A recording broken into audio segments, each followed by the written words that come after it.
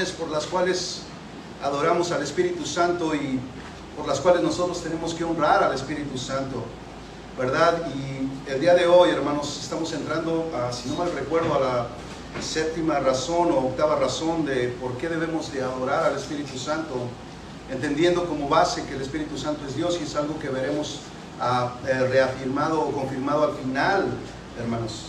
Y el día de hoy vamos a tomar un tema muy importante que se llama la obligación del cristiano. La obligación del cristiano.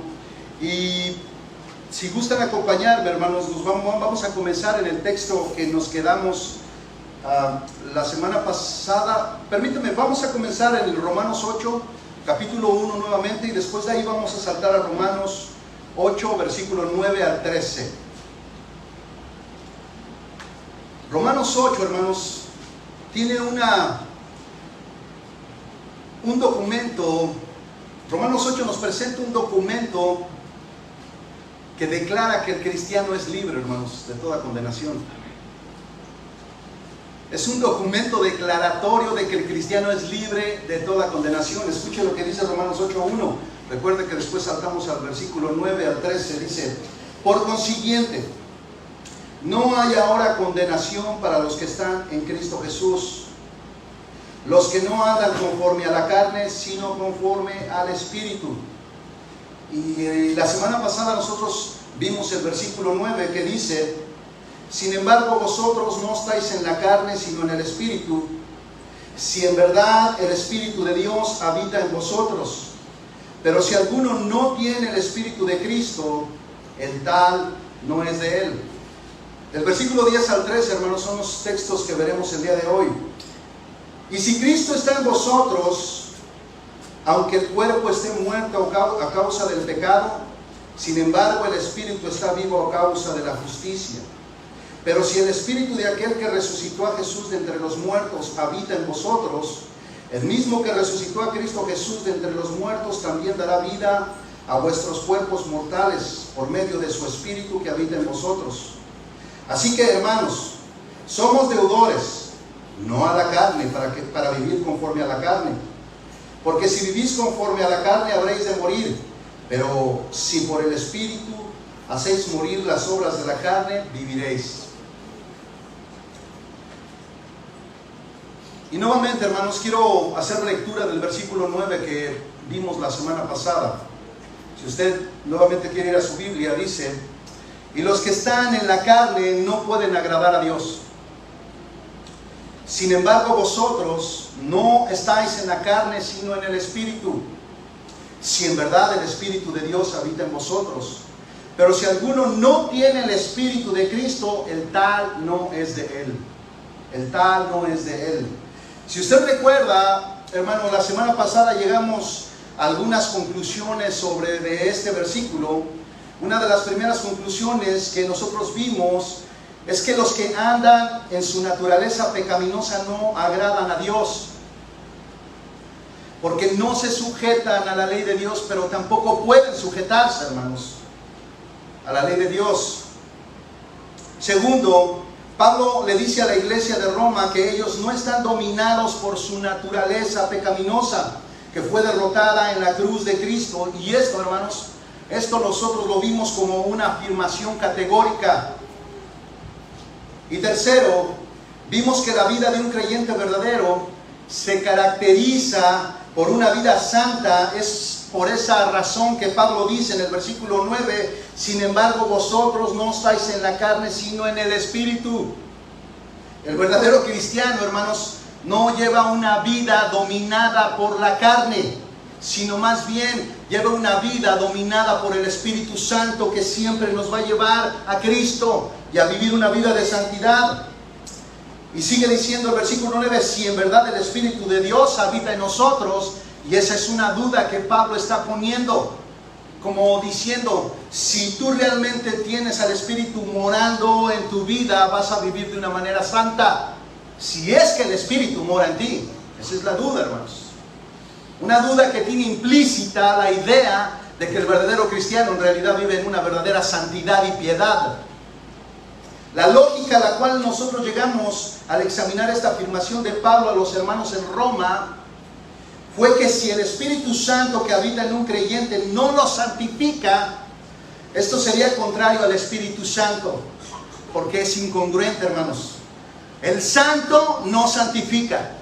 Esto suena muy raro, hermanos, pero veamos, el Espíritu Santo no va a santificar a un creyente, hermanos, no solo inicialmente, sino progresivamente. Es decir, el Espíritu Santo cuando nos da vida, ¿verdad? La justificación y la santificación van de la mano, entran juntas a la vida del creyente y es santificado de sus pecados pasados, pero el Espíritu Santo no termina su obra ahí, sigue santificándonos cada día, hermanos, de esa vieja naturaleza que ya no nos domina y de los pecados que día a día nosotros vamos recogiendo, hermanos. El Espíritu Santo nos lleva siempre a la vida de santificación. Entonces la pregunta es, ¿el Espíritu santificador no santificará al creyente? Esto va eliminando la idea, hermanos, de que existe un cristiano llamado carnal, es decir, que sigue dominado bajo su naturaleza pecaminosa, algo que no podría ser cierto, porque si es cierto, hermanos, esto también implicaría que tiene dos naturalezas en sí mismo, ¿verdad? Entonces también implicaría que el Espíritu Santo no ha ganado nada, ni Cristo. Es decir, que todavía estamos bajo pecado, pero con el Espíritu Santo dentro de nosotros. Entonces, hermanos, en realidad también concluiríamos que la obra de Jesucristo en la cruz del Calvario no fue eficaz, fue incompleta. Eso es imposible, hermanos. Bíblicamente es imposible. Entonces, por lógica, Pablo ve un problema. Si la vida de una persona que dice ser creyente no está siendo santificada y perfeccionada, yendo hacia la madurez, solo queda un veredicto. No hay varios veredictos, solamente queda uno. La tal persona, aunque se llame cristiana y venga a la iglesia, no tiene al Espíritu morando en él. Pablo dice en el versículo 9, pero si alguno no tiene el Espíritu de Cristo, el tal no es de él. No es de él.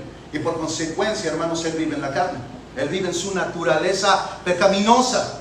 Por eso nosotros podemos ver que después de un largo tiempo, que una persona que aparenta confesar a Cristo o profesar a Cristo, ¿verdad? Y que nosotros no vemos un crecimiento en su vida de santidad, posiblemente sea uno de los religiosos de Mateo 7 que le dirán en aquel día a Jesucristo: Señor, Señor, si yo en tu nombre profeticé, en tu nombre hice esto, hice aquello, y el Señor dirá: no te conozco, no os conocí, hacedores de maldad. Así es que cuando Pablo afirma esto, hermanos, lo que está diciendo en realidad es que no es posible que alguien que se llame cristiano y tenga el Espíritu Santo siga viviendo como si no lo tuviera, con una vida dominada por los deseos pecaminosos de la carne, sin ser santificado. Y esto no puede ser.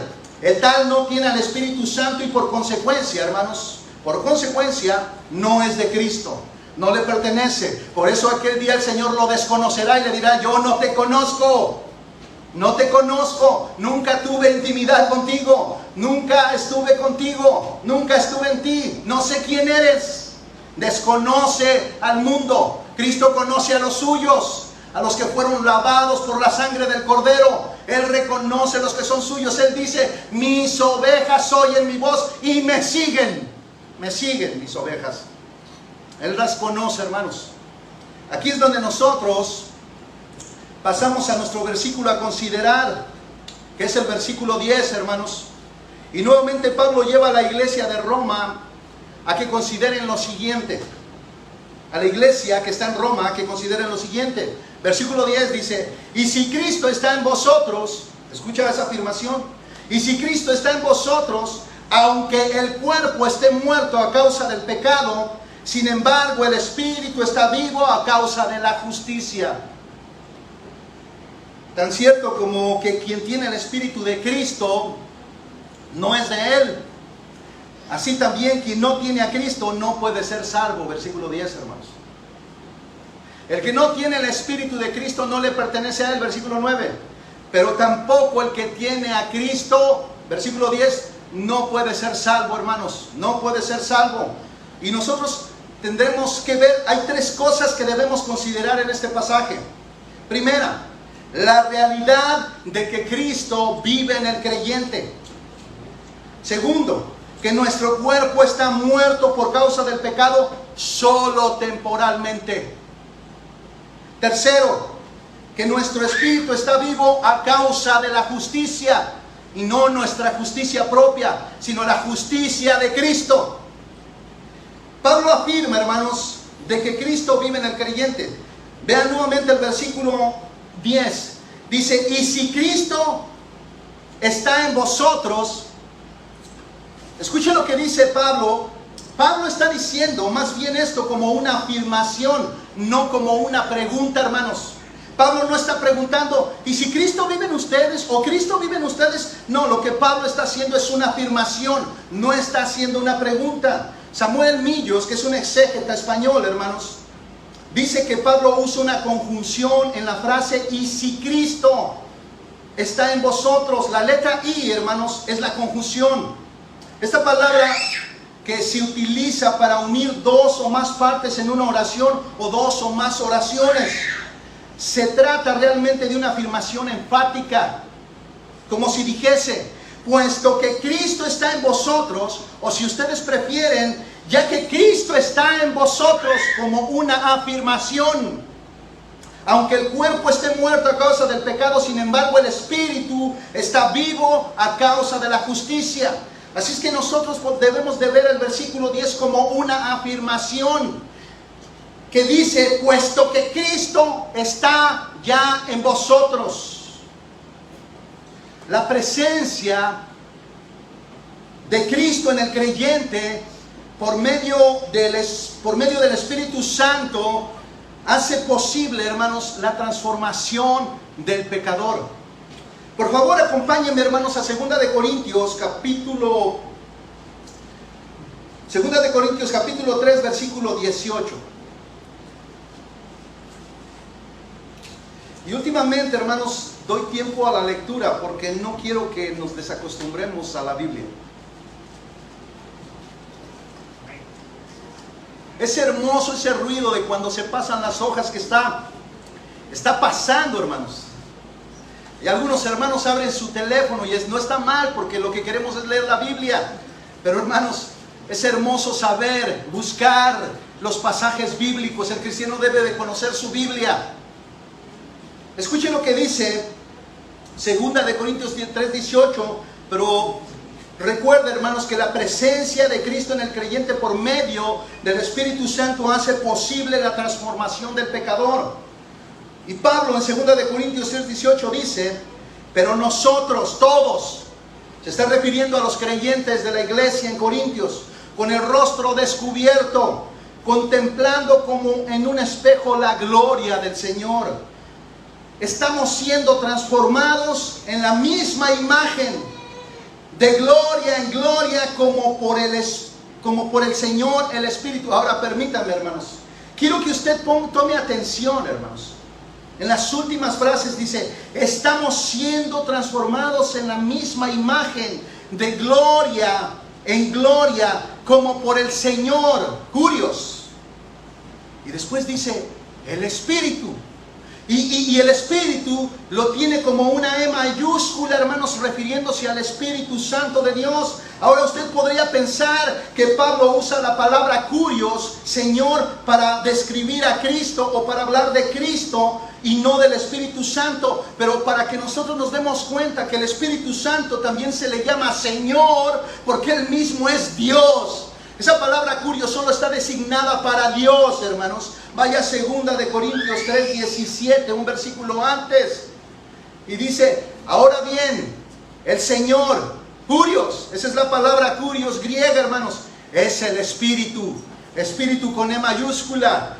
Y donde está el Espíritu del Señor, ahí hay libertad. ¿Cuál libertad, hermanos? ¿Para hacer desorden en la iglesia? ¿Para brincar, saltar, caernos al suelo? No, la libertad del pecado. Lea el contexto, hermanos. Donde está el Espíritu del Señor, allá hay libertad. No para el desorden en la iglesia, hay libertad del pecado, hay libertad de la maldad. Cristo Cristo nos hizo libre a través del Espíritu Santo. Él es el que aplica la salvación al creyente. El Espíritu Santo es el que da vida. El Espíritu Santo es el que santifica. El Espíritu Santo es el que transforma como de gloria en gloria la imagen de Cristo. Ahí está en ese versículo, hermanos. Así es que el Espíritu Santo es el Señor. El Espíritu Santo es Dios. Curios, palabra designada solo a Dios, solo a Dios. Cristo es curios y el Espíritu Santo es curios. Cristo es el Señor y el Espíritu Santo es el Señor. Esa es una de las razones por las cuales le adoramos. Y Cristo vive en el creyente por el Espíritu. El Espíritu transforma al creyente a la imagen de Cristo. El Espíritu Santo también nos vincula a la imagen de Cristo y luego con su poder hace que de gloria en gloria seamos transformados en su misma imagen. Y definitivamente, hablando como imagen, se refiere Pablo al carácter de Cristo. Al carácter de Cristo. Porque no tenemos una fotografía de Cristo, pero tenemos el carácter de Cristo en todas las Escrituras. Y el Espíritu Santo está formando al creyente en el carácter. Es decir, que el creyente debe de ser una persona que ama, que tiene misericordia, que vive en santidad, que no tiene pecado, que es tolerante. Que el Espíritu Santo hace todo eso en el creyente. ¿Se da cuenta que debemos de parecernos a Él, hermano? Y cuando alguien no se parece a Él, hermanos, ¿por qué será? El tal no es de Él. El tal no es de Él, hermanos.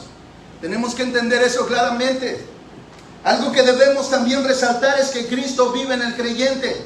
Nuevamente, como lo hace Romanos 8:10, tenemos que resaltar constantemente que Cristo vive en el creyente. Por eso Pablo lo menciona en ese texto. Puesto que Cristo está en vosotros.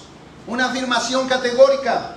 Y es parte, hermanos, que Cristo viva en nosotros o esté en nosotros, que es lo mismo. Es parte del plan divino. Por favor, escuche, o si me acompaña a la oración que está en Juan capítulo 17, versículo 19 al 23. Es la oración que Cristo le hace al Padre, pidiendo por los suyos, no por el mundo, dice Jesús.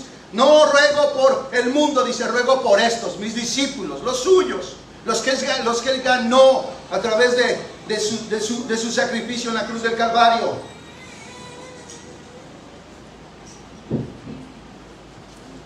Juan 17, versículo 19 al 23 dice: mas no os ruego solo por estos, no solo por los discípulos que tenía ahí, sino también por los que han de creer. Ahí estaba usted incluido, hermano.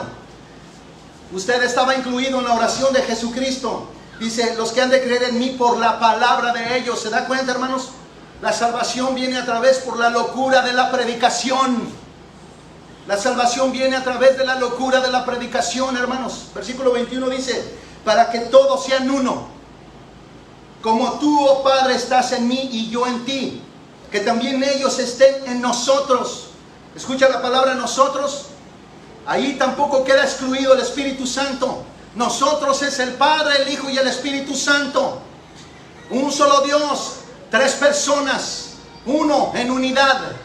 Entonces dice, y que estén también ellos en nosotros, para que el mundo crea que tú me enviaste. ¿Por qué es tan necesaria la unidad, hermanos, de la iglesia con Cristo? Para que el mundo crea que Él fue enviado, que Él es verdaderamente el Hijo de Dios, el Salvador, el Mesías esperado.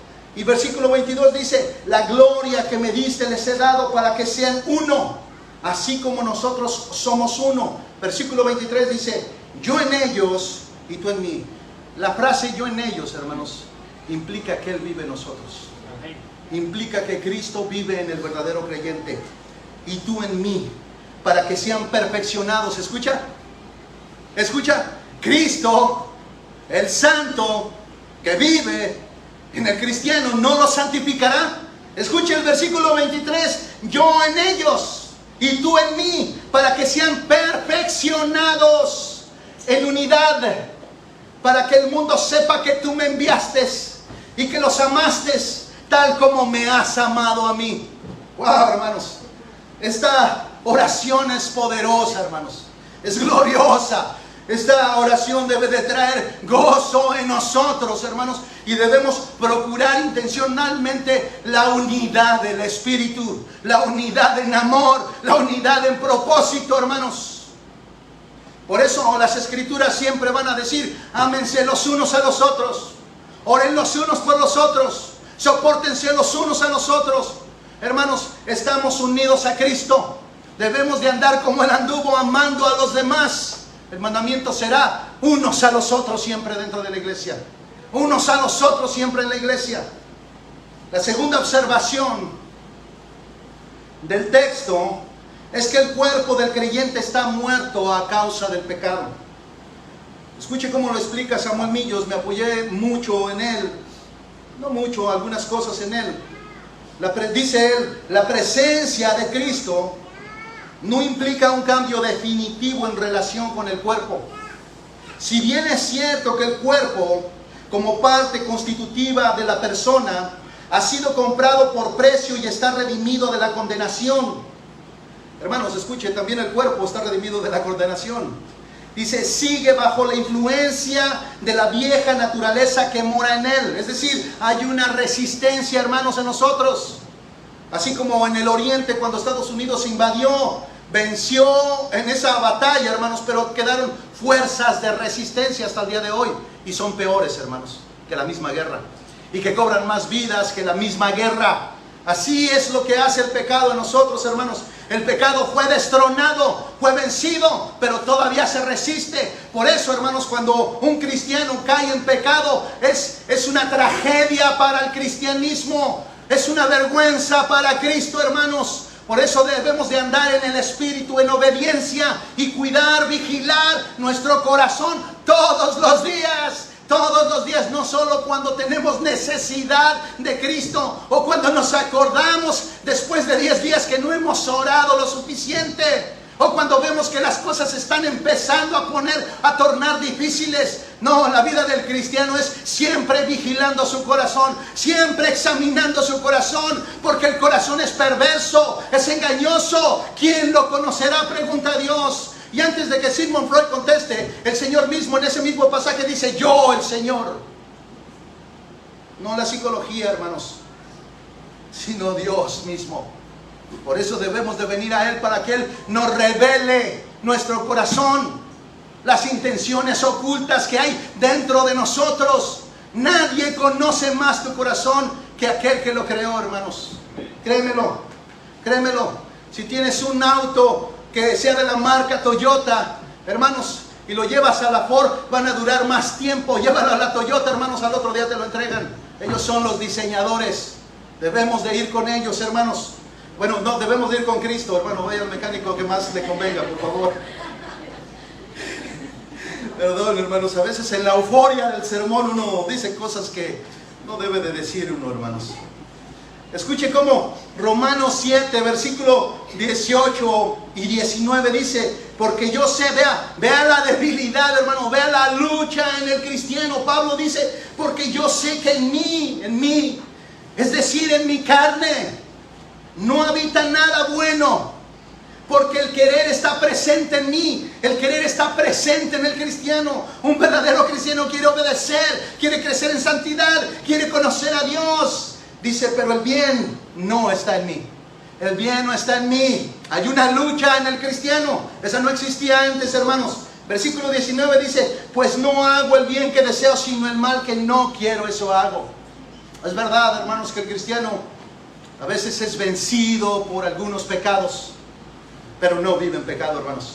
El cristiano peca, pero no practica el pecado. El cristiano tiene que recuperar su relación con Dios, porque el Espíritu Santo, que es santo y habita dentro de él, lo llama, lo impulsa hacia una vida de santidad, hermanos. Lo redarguye a través de su conciencia.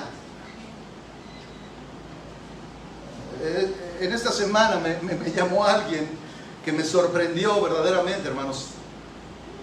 Y veo verdaderamente cómo es el Espíritu Santo en un creyente sensible, en un creyente que ha trabajado en su santificación y que es sensible en su vida espiritual. Y me llamó y me dijo, hermano Sergio, pastor Sergio, Dice, quiero pedirle disculpas por algo que dije de usted. Y yo dije, ¿cuando estuvimos o a mis espaldas? ¿Verdad? Para entender, porque cuando estuvimos, pues yo ni en cuenta, hermana, no sé, ¿verdad? Pero me dice, no, a sus espaldas, hice un comentario. Dice, y no tengo paz. No tengo paz. Dice, yo tengo que pedirle disculpas. Hermanos, eso es algo que mueve al cristiano.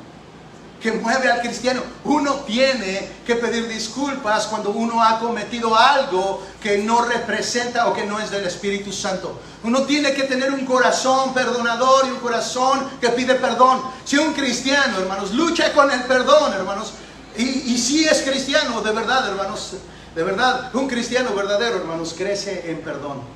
Cada vez su corazón tiene que ser más y más perdonador. ¿Sabe por qué? Porque el cristiano también tiene que crecer en arrepentimiento. Y para eso hay que conocerse como pecador. ¿Cuánta capacidad hay de pecado en mi corazón? Debo de crecer en arrepentimiento. Un verdadero cristiano se arrepiente, peca, pero se arrepiente, hermanos. Le pide perdón a Dios y le pide ayuda a Dios. Ayúdame a no cometer esto nuevamente. Vive una vida creciente siempre en todas las cosas, hermanos. Pero es débil aún así. Hay una lucha en él, como lo he estado mencionando constantemente, porque Romanos 8 lo menciona constantemente, hermanos. Hace alusión a ello. También Romanos 5, Romanos 6, 7, 8, todo hace alusión a una debilidad, pero también a que el dominio de la naturaleza pecaminosa ya no está en el cristiano. Así es que mientras el pecado esté en el cuerpo del creyente, este cuerpo estará muerto, hermanos. El aguijón de la muerte, escuche, es el pecado. El aguijón de la muerte es el pecado. 1 Corintios 15:56. Así que mientras en nuestro cuerpo habite ese aguijón, estaremos sometidos a esa muerte introducida por el pecado de Adán.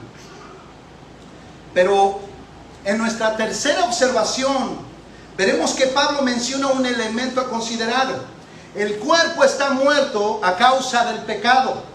La realidad es que el cristiano, aunque no deja de pecar, no está dominado por el pecado. No está esclavizado al pecado. Dios lo ha hecho libre del pecado. La realidad es que hay una lucha contra el pecado en su cuerpo. Los deseos carnales que batallan contra el alma. Y tiene su origen, hermanos, en que el espíritu está vivo a causa de la justicia.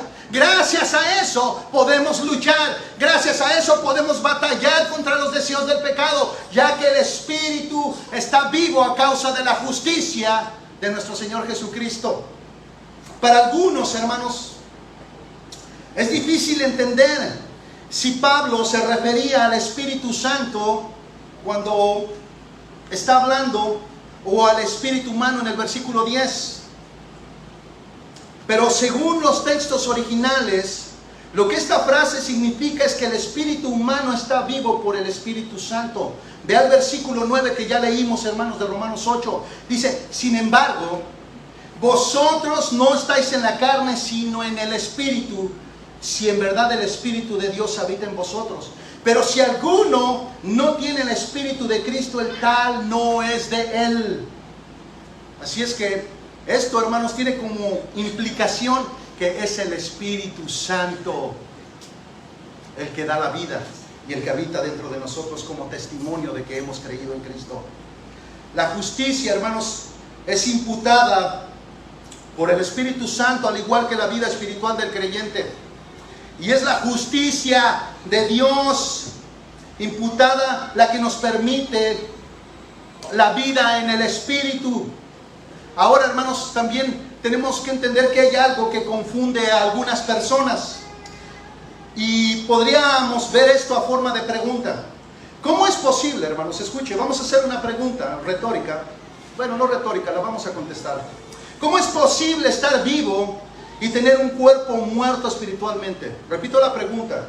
¿Cómo es posible estar vivo en el espíritu y tener un cuerpo muerto espiritualmente? ¿Cómo es posible eso? Bueno, permítame hacer dos observaciones. Primero, imagine que cuando usted se convierte a Cristo es perfecto. Perfecto. En cuerpo, alma y espíritu. Es decir, no hay nada malo en usted, absolutamente nada malo en usted. Entonces, lo que pasaría es esto. La gente inconversa lo vería a usted como un ángel y dos cosas pasarían por esto. Primero, se verían tentados a adorarlo. Eso pasó, hermanos, en el Nuevo Testamento y en el Antiguo Testamento. Aún nosotros, hermanos, escuche bien, si usted fuera perfecto y no tuviera absolutamente nada parecido a un ángel, la gente se vería aludida a adorarlo a usted. Pero hermanos, aún también nosotros posiblemente nos veríamos tentados a que nos adoraran, a que nos adoraran.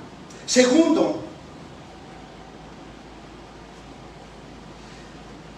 los inconversos, al ver a una persona que es cristiana, que es perfecta, absolutamente perfecta en espíritu, alma y cuerpo, se verían fácilmente atraídos a querer ser perfectos. Porque, hermanos, ¿quién no quiere ser perfecto? O sea, ¿quién no quiere ser perfecto? De hecho, muchos se esfuerzan en ser perfectos. Y te das cuenta, hermano, en la forma en cómo señalan a los demás. Pueden mirar los errores de los demás y ser muy acertados, pero están bien ciegos para ver los suyos. Bien ciegos completamente. Ahora, quiero nuevamente que se imagine ser perfecto en espíritu, alma y cuerpo. No más arrugas, específicamente en el cuerpo, hermanos. Es el sueño de toda mujer. Y también de los hombres, hermanos. ¿Quién no? Imagínense no más arrugas. No más caras largas, no más gordura, no más llantitas saliéndose, no más muffin topping, no más defectos. Cuerpo perfecto y espíritu perfecto, un carácter perfecto, sin palabrotas, ni mentiras, ni pecados, perfectos en todo, hermanos. El punto es que si al ser yo cristiano y toda mi vida fuera perfecta, el mundo correría a Cristo, hermanos. El mundo correría a Cristo. Las iglesias se abarrotarían, hermanos, por esta razón. Pero no lo harían por causa de la persona de Cristo y su obra en la cruz, sino por los beneficios de creer en Cristo, que es perfecto, bello y sin nada que me haga sentirme mal. ¿Sí se entiende, hermanos? Lo seguiría solamente por querer ser bello, perfecto y sin nada que me haga sentirme mal. Es por eso, hermanos, esa es una de las razones por la cual nuestro cuerpo sigue conservando el pecado. Que trae sus luchas y sufrimientos. Escuche, Pablo dice, miserable de mí, ¿quién me librará de este cuerpo de muerte? ¿Cuántas veces ha encontrado usted, hermanos, en medio del pecado, decir, ¿por qué lo volví a hacer? Es como si dijéramos, miserable de mí, Señor, ayúdame, ¿quién me librará de este cuerpo de muerte? Pero, por favor, hermanos, vea el cambio tan rotundo que hace Pablo en el versículo 25 y dice, gracias a Dios, wow, gracias a Dios por Jesucristo, Señor nuestro. Es como si dijera, wow, tengo un cuerpo de muerte, miserable de mí, pero gracias a Dios por Jesucristo. ¿Por qué? Porque Él venció al pecado en mí. Él venció al pecado en mí. Ya no estoy dominado por el pecado. Así que yo mismo, dice Pablo, por un lado con la mente sirvo a la ley de Dios, pero por otro, con la carne a la ley del pecado. Gracias a Dios por Jesucristo, Señor nuestro. Romanos 7, 23, 25, hermanos. Hermanos, Cristo venció al pecado en su carne y gracias a Él podemos luchar y vencerlo en infinidad de ocasiones. Y de hecho, hermanos, debemos de ir creciendo en vencer el pecado. Y quiero hacer una pequeña cláusula, hermanos. Muchos cristianos verdaderos se engañan a sí mismos diciéndose, bueno, yo ya no peco. Y comienzan a ser arrogantes porque ellos dicen, bueno, yo ya no estoy de adúltero, ya no veo cosas que son impuras, no miento, yo ya no robo, soy honesto, hago mis impuestos, doy lo que tengo que dar. Entonces, yo en ese aspecto estoy muy bien. En realidad sí, hermanos, en realidad sí, pero no es la única manera de pecar. Es decir, la única manera de pecar no es haciendo lo malo, sino dejar de hacer lo bueno. Por eso también las Escrituras dicen que si nosotros dejamos de hacer lo bueno, se nos cuenta como pecado, hermanos. Muchos cristianos sí, ya no mienten, no roban, no hacen nada malo, pero han dejado de hacer lo bueno, como leer su Biblia, como orar, como amar a su prójimo, como ayudar a su prójimo, como ser bondadosos, honrados. Han dejado de hacer todo eso, siguen en pecado. Si usted se da cuenta, hermano, en esa frase se encierra todo. Somos pecadores. Somos pecadores.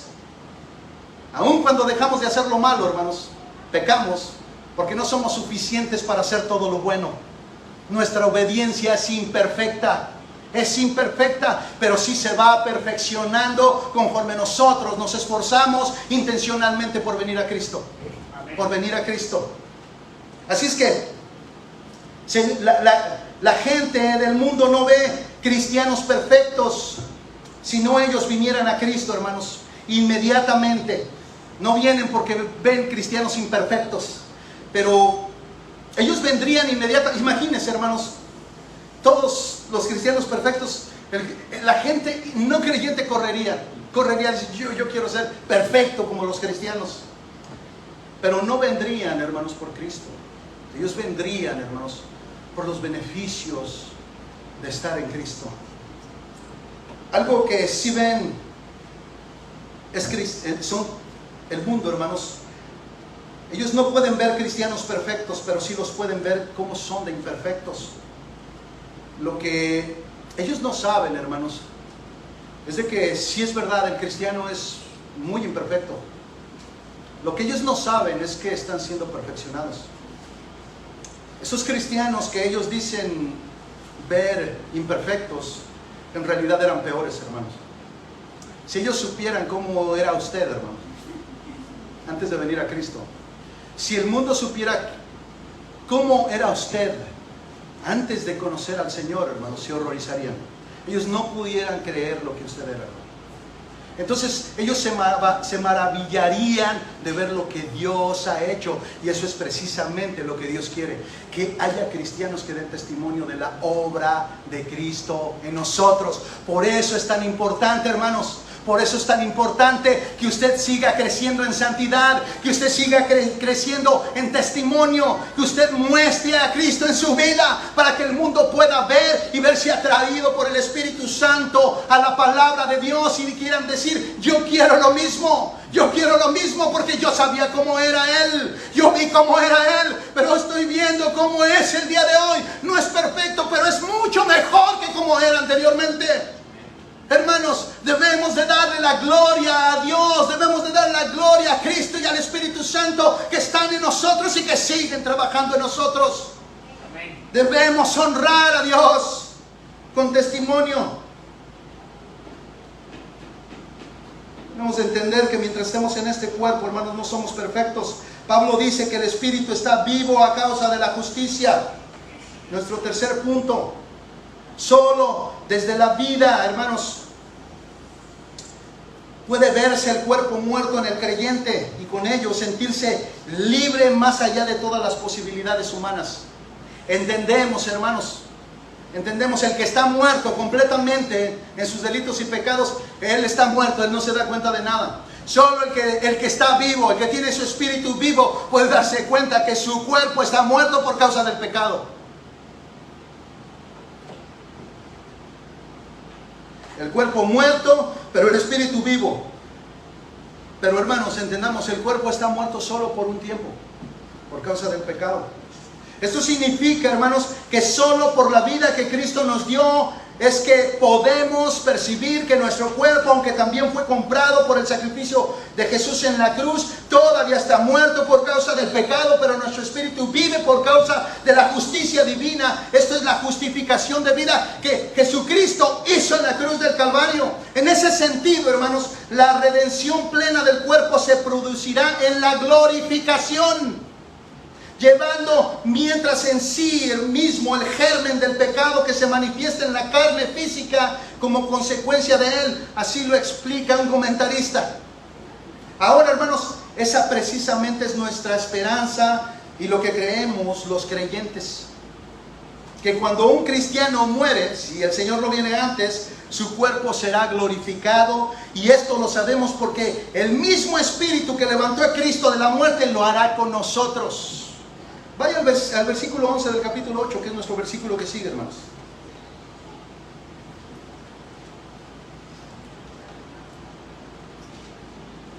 Pablo dice: pero si el Espíritu de aquel que resucitó a Jesús de entre los muertos habita en vosotros, ¿escuchan? El Espíritu habita en el creyente.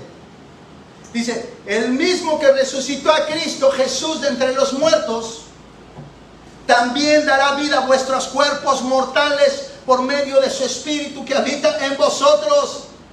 El Espíritu que resucitó a Cristo también le dará vida a nuestros cuerpos mortales, hermanos.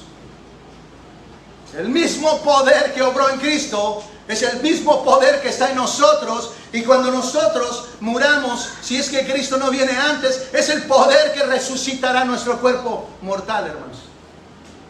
Pero ahora glorificado. Hermanos, hay algo muy hermoso que nunca consideramos. ¿Se ha imaginado usted a alguno de sus hermanos siendo glorificado, hermanos? ¿Se ha imaginado que el hermano que usted tiene al lado, enfrente o atrás de usted, hermano, va a ser glorificado? ¿Que va a tener un cuerpo semejante al de Cristo, semejante al de los ángeles? En su mente cabe la idea de que la persona que está al lado de usted, imperfecta, en muchas maneras, va a ser glorificada juntamente con usted. Hermanos, en pocas palabras, el ejemplo que les di al principio, de que si los cristianos fueran perfectos, el mundo correría buscando esa perfección, aunque no a Cristo. Bueno, hermanos, no vienen porque en este mundo somos imperfectos, pero cuando este cuerpo sea glorificado, será perfecto, hermanos. Y eso ellos no lo pueden ver porque están muertos en sus delitos y pecados. Eso solamente lo pueden ver, entender y creer aquellos que tienen a Cristo en su vida. ¿Se da cuenta, hermanos? Finalmente, hermanos, ese proceso de perfección, hermanos,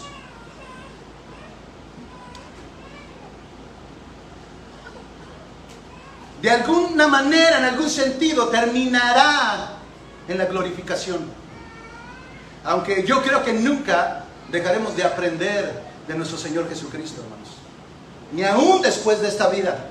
Así que, hermanos, es verdad, el cristiano tendrá un cuerpo glorificado semejante al de los ángeles, aunque no todavía. Aunque no todavía. No se emocione. Yo sé que algún día vamos a tener ese cuerpo glorificado, pero no ande caminando como si usted ya fuera ángel, hermano. No se crea perfecto todavía. Todavía no, hermanos. Para allá vamos, pero no se ande creyendo que ya es perfecto. Tenemos una esperanza venidera. Una vida eterna, aunque no somos perfectos ahora. Algo seguro en el verdadero cristiano es que está siendo perfeccionado. Eso sí es seguro.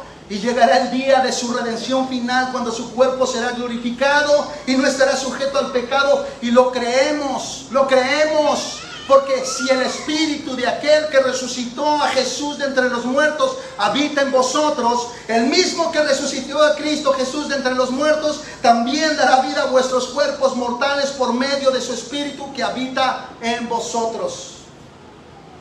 Pero ¿qué debemos hacer mientras eso sucede, según Pablo? Versículo 12. Así que, hermanos, dice Pablo, somos deudores. Escuchen. Todos los cristianos somos deudores, hermanos. Eso es lo que está diciendo Pablo en el versículo 12. Así que, hermanos, somos deudores. Pero escuche, no a la carne, hermano, para que no se confunda. Para vivir conforme a la carne, dice Pablo. Así que, hermanos, esa frase, nota a quién habla el apóstol. Nota a quién habla el apóstol. Habla a hermanos. Todo el capítulo 8 está dirigido a la iglesia de Roma, hermanos verdaderos que estaban empezando a vivir como si no lo fueran. Y les dice que somos deudores, pero no a la carne, para vivir conforme a la carne. Pero, hermano, debe recordar lo que dice el versículo 9 de Romanos 8. Debemos de entender, si alguno no tiene el espíritu el tal no es de Cristo. Así que es posible que había algunos que en verdad no eran cristianos, pero ellos creían que sí. Ellos creían que sí. La palabra deudores, hermanos, también se traduce como obligados. No estamos obligados. Se podría decir, así que hermanos, estamos obligados no con la carne para vivir conforme a la carne. No estamos obligados. En un aspecto negativo, hermanos, no estamos obligados a andar en la carne como si ésta nos dominara, porque en Cristo somos libres del pecado en la carne. Por otro lado, adquirimos una obligación con Cristo al creer en Él como nuestro único y suficiente Salvador. Y esta obligación no es vivir en la carne, sino vivir en el Espíritu. Así es que estamos obligados. Dicho de otra manera, estamos comprometidos. Debemos de estar comprometidos a vivir en el Espíritu. Por eso Pablo lo menciona tanto en el capítulo 8. Ahora, ¿qué quiere decir Pablo en este sentido? En este sentido está diciendo a los lectores que no están obligados a la carne, que aquí es sinónimo del mundo esclavizante, del pecado en el que el creyente vivía y que se conformaba y que se ha quedado sin poder esclavizante por la liberación producida en Cristo por el Espíritu. El cristiano, por tanto, es libre para no vivir conforme a la carne. ¿Ha escuchado cristianos que dicen, es que no puedo dejar este pecado? Lo que hay que analizar es si es un verdadero creyente, hermanos. Porque si él viene a Cristo, hermanos, y lo busca con todo su corazón, puede dejar ese pecado. Cualquier pecado, hermanos. Ya no estamos bajo el dominio del pecado.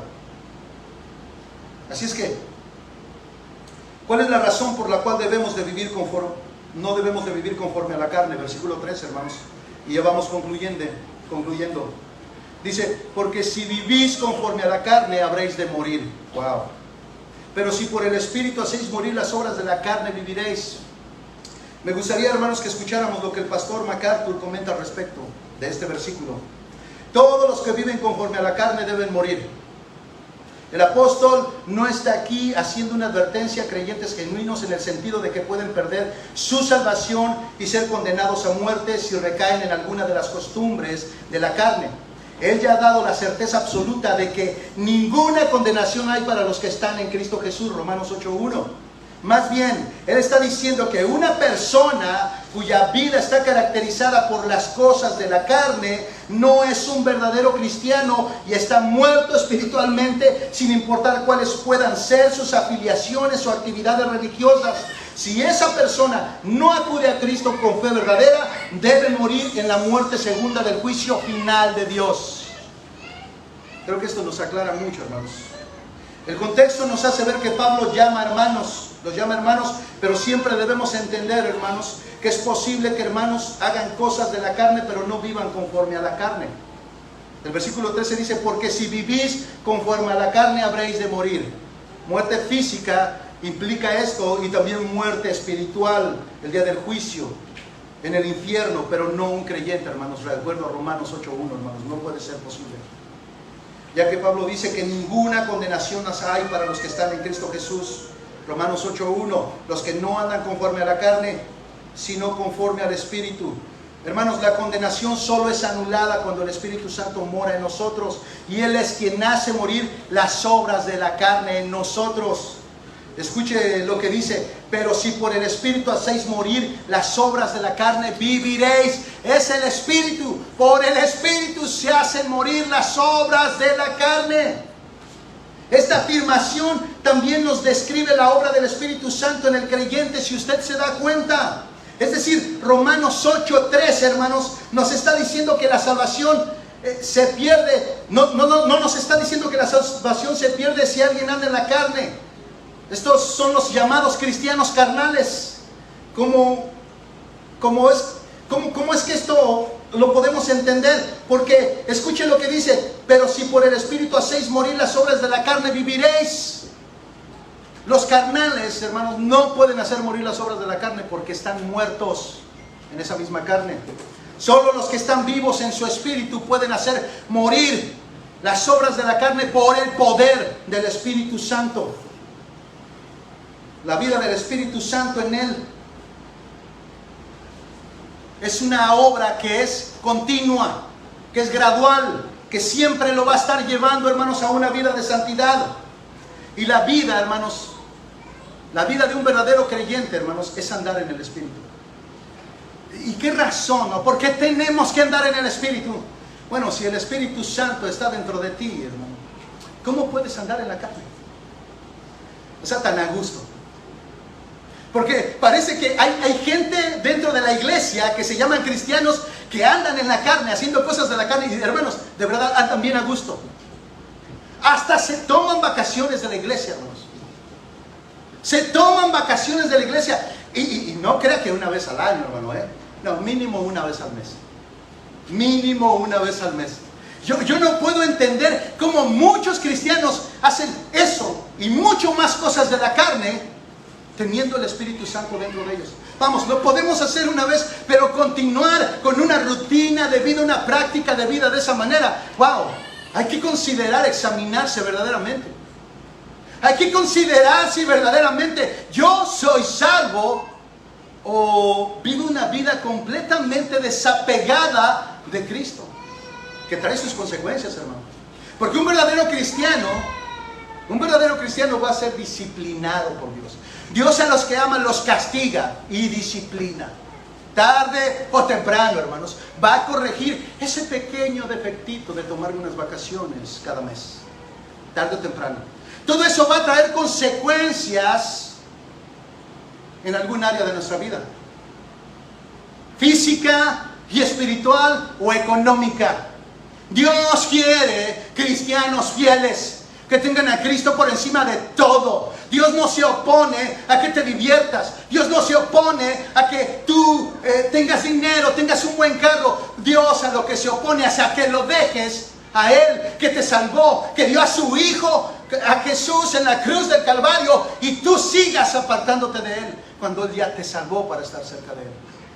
Ahí vemos una necedad muy característica de un no nacido de nuevo. Por eso Pablo está hablando a creyentes que estaban comenzando a vivir como no creyentes dentro de la iglesia. Entre ellos sí había personas que no eran creyentes, por supuesto, hermanos. Así es que tenemos la obligación, hermanos, la responsabilidad en nosotros, porque somos nosotros los que seremos juzgados por nuestro andar cristiano, no el pastor, no los líderes, no tu esposa, no tu esposo, no tus hijos. Tú eres responsable. Hay una responsabilidad en ti delante de Dios de vivir la vida en el Espíritu. Dime si no, hermanos. El mismo texto que utilicé para ilustrar el sermón de la semana pasada es el que voy a utilizar, hermanos, para concluir ya con este sermón. Mateo 5, versículo 13 a 16, por favor, hermano. Y con esto cerramos.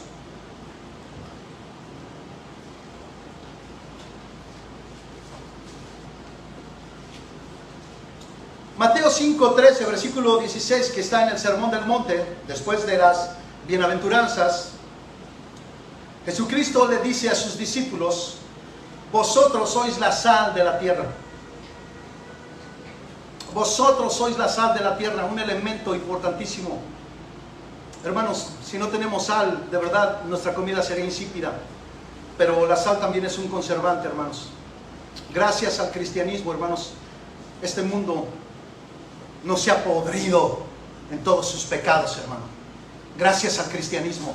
Gracias a cristianos fieles que siguen guardando el testimonio de Cristo, que se esfuerzan por vivir para Él, porque viven por Él.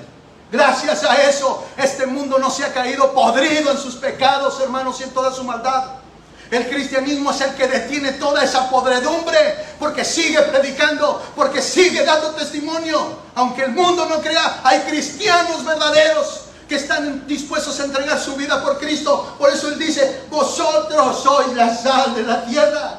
Pero ¿qué pasa, hermanos? Si la sal se ha vuelto insípida, si la sal pierde su sabor, ¿qué haremos con esa sal? Jesucristo dice: ¿con qué será salada otra vez? ¿Con qué la regla si pierde su sabor? Dice: ya para nada sirve, sino para ser echada fuera y pisoteada de los hombres, para ser la burla de los inconversos. Aquellos cristianos que no viven una vida santa y que se llaman cristianos y les encanta decir en el mundo que son cristianos cuando no se comportan como cristianos. Todo el tiempo tiempo andan presumiendo que son cristianos, pero su vida no refleja a Cristo. Entonces los inconversos se burlan del cristianismo por causa de ellos. Esa sal no sirve para otra cosa sino para ser pisoteada, hollada. Y después en el versículo 14 Jesucristo les dice: vosotros sois la luz del mundo. Tremendo, hermanos. El cristiano, hermanos, es como una lucecita en la oscuridad. Cuando va a su trabajo y su trabajo está llena de gente inconversa, gente que tiene malas palabras, cuando ven al cristiano, de verdad, hermano, de verdad, vea, cuando usted se presenta en su trabajo y es honesto, es recto, usted incomoda al inconverso. A veces hasta te piden disculpas después de que dicen una grosería y te dicen: oh, discúlpeme, yo sé que usted es cristiano. Somos luz, hermanos, en medio de las tinieblas. Somos luz. La luz, hermanos, no solamente alumbra, calienta un corazón frío, un corazón helado por la muerte del pecado. Y Jesucristo le dice a sus discípulos: vosotros sois la luz del mundo. Y vean la incongruencia. Una ciudad situada sobre un monte no se puede ocultar. O sea, un verdadero cristiano no puede esconderse si verdaderamente tiene a Cristo. Ni se enciende una lámpara y se pone debajo de un almud. Eso es incongruente. La luz se pone en lo alto para alumbrar todo lo demás. No le pones debajo de una cama, dice, sino sobre un candelero, y alumbra a todos los que están en la casa. Debemos de ser luz y alumbrar a todo el mundo, darles testimonio de Cristo. Y versículo 16, hermanos, concluyo: así brille vuestra luz. Para que usted entienda a qué luz se refiere Jesucristo. Así brille vuestra luz delante de los hombres. ¿De quién? Hermanos, intencionalmente tenemos que brillar delante de los hombres. Intencionalmente. Debemos procurar brillar intencionalmente delante de los hombres. ¿Cómo? ¿Cómo brillamos delante de los hombres? Me paro y me pongo en concentración a ver si sale luz de mí. ¿Verdad que no es eso lo que Jesucristo dice? Sigamos leyendo, dice: para que vean vuestras buenas obras. Para que vean vuestras buenas obras. Hermanos, su comportamiento en el mundo habla de quién es usted, a quién pertenece, qué tipo de vida lleva, cristiana o del mundo. Para que vean vuestras buenas obras. Y para que Cristo quiere que intencionalmente nosotros vivamos en amor, en piedad, allá con los del mundo. Vean lo que dice: y glorifiquen a vuestro Padre que está en los cielos. Tenemos una responsabilidad muy grande, hermanos. Una responsabilidad que el cristianismo está olvidando. Está dejándola atrás por andar buscando señales y milagros, como si el Espíritu Santo hubiera venido a entretenernos con cosas y dejar su obra principal, salvadora y santificadora. Debemos de regresar a la obra del Espíritu Santo, hermanos, y adorarle y honrarle con un testimonio fiel y puro. Pongámonos de pie. Amado Padre, te pido que selles tu palabra en esta tarde con tu Espíritu Santo. Que los hombres y mujeres, que los jóvenes y niños que hay aquí, Padre, sean sellados con tu Espíritu.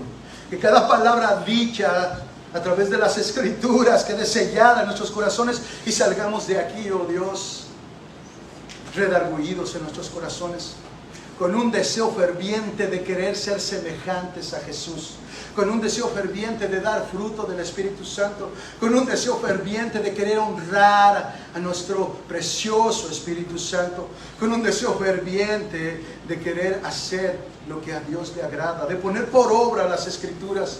Padre, te ruego en el nombre de Jesús y por el poder del Espíritu Santo, que tú sigas formando el corazón de la iglesia, que el carácter cristiano se forme en nuestra iglesia, oh Dios, te lo ruego. Ayúdanos a parecernos a Cristo, ayúdanos a poner por obra tu palabra, oh Dios, ayúdanos a que tu Escritura sea centrante en nuestra vida y que seamos nosotros esforzados intencionalmente por vivir la vida cristiana. Ayúdanos, oh Dios, te lo ruego.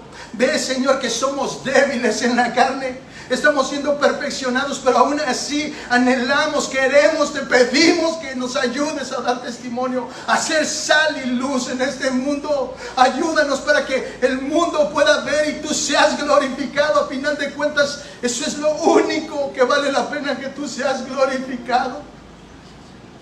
Eso es todo lo que queremos, que tú seas glorificado.